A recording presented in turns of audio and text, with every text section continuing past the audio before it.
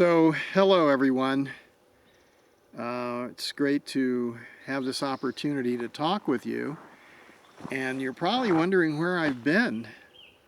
So, for the last approximately 2 months, I've been living at the Hotlum camp here on Mount Shasta in Northern California. And here is an interesting phenomenon where there is a profound trauma on the land and in the population. So this was an area where virtually the entire native population died. Partly it was intentional murder, and on the other hand, it was also disease that they had never been able to, they'd never contacted and had no immunity to. So smallpox and things like that. And here it was clear cut over and over and over again.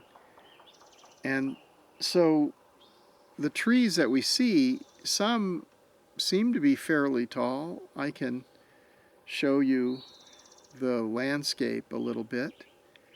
And on the other hand, they're tiny in relationship to the size of the original trees.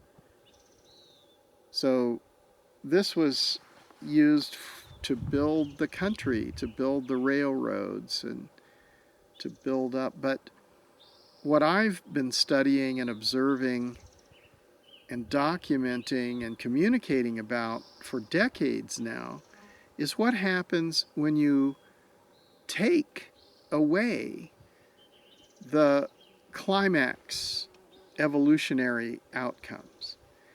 And what I found was that the water is actually inside the biomass, inside the trees, and the huge trees are approximately 70% water. And so we're 70% water, I'm 70% water, you're 70% water. So all of that biomass is respirating. And it's a symbiotic relationship between the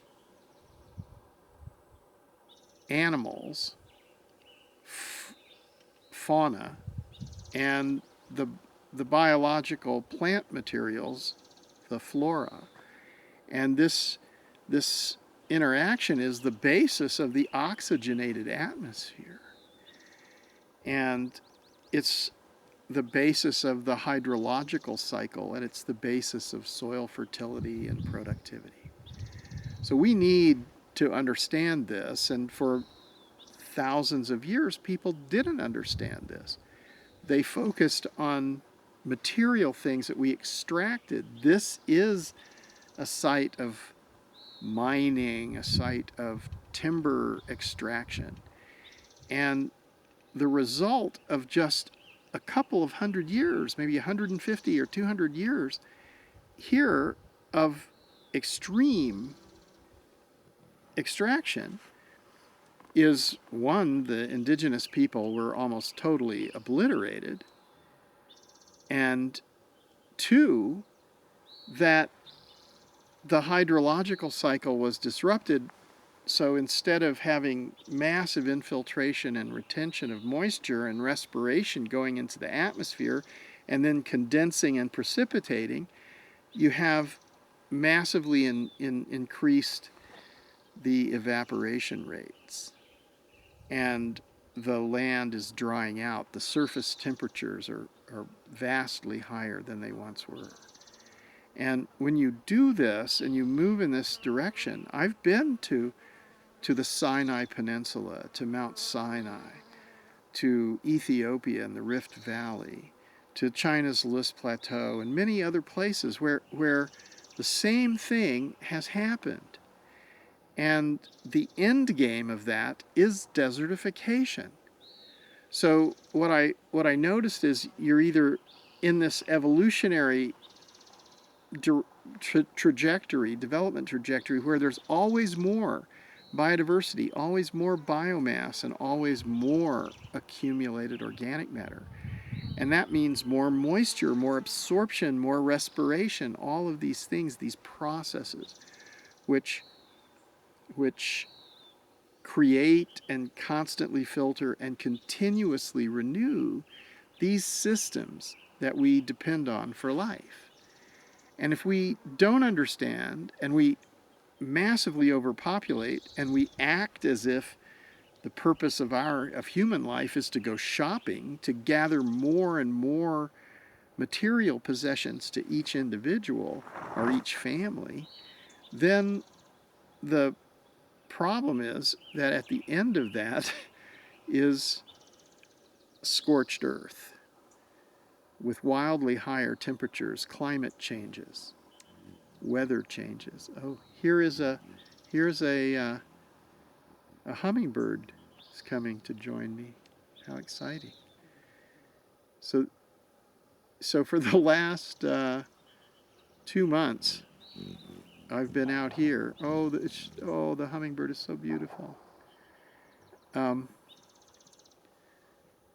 So I've been here experiencing this and understanding that it's completely possible for this to naturally regenerate.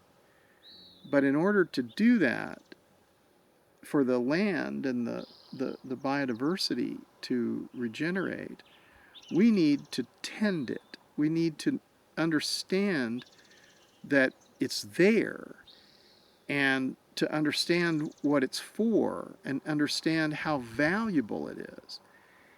And this is what the Hotlum camp has this chance to do.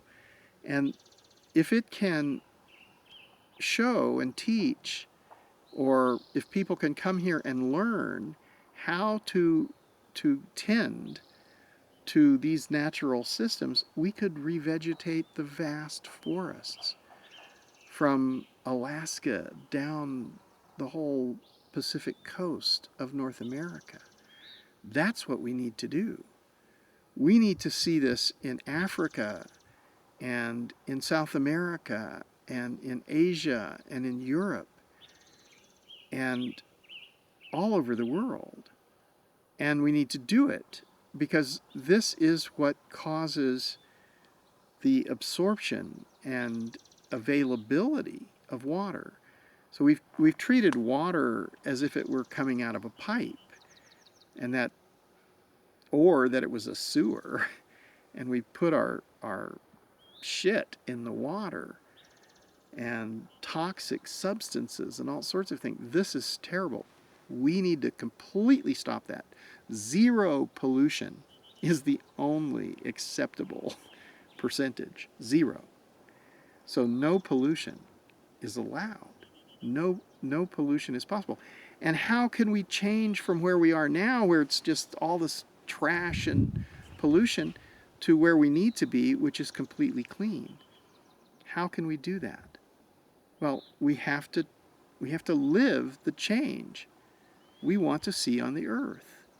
And that's what's happening here at Camp Hotlum and at a couple of dozen other camps around the world, with more forming. So the ecosystem restoration camps movement is attractive. There's so many people who need this. They know they need this. And it is a convergence. So it's not in the individual interest of a single individual or a single institution or a single country or ethnic group. It's in the common interest of all humans and all living things.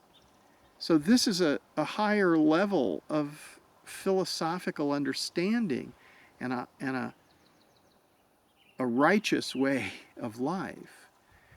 And it's something which is possible to do. So I hope you'll consider joining the Ecosystem Restoration Camps movement as a supporting member. What better things to do than to ensure that our children and future generations have water and climate regulation and biodiversity. And come to camp. Join the Friends of Hotlum and help to create the ability to train dozens and then hundreds and then thousands of people to restore this type of an ecosystem. Or set up another camp somewhere else, wherever you are. Or be part of a tribe of trainers who teach how to grow food and how to restore ecological function at scale. And work together with people and enjoy yourselves. Play guitar, have fun, have long, profound conversations around the campfire. This is what I've been doing, and it's fun and interesting. So this is getting a little longer probably than it should be, so I'm going to stop here, but I'm going to be posting more often now because I've been able to handle living in a very simple way now, but with comfort. So I can feel the cold and the wind and the heat and the rain, and it's okay. And people are coming here, the people who are knowledgeable, people who know how to collect the seeds and propagate the seeds are coming here. And the permaculture leaders and the bioregional network leaders and other camping coordinators and builders are coming here. And California is living up to its innovative status. And many people are working hard in California to grow this movement. So feel free to contact me and contact the movement and others and join in this because it's the right thing to do. And it's much better to be courageous at this time of disruption in the world than it is to be afraid.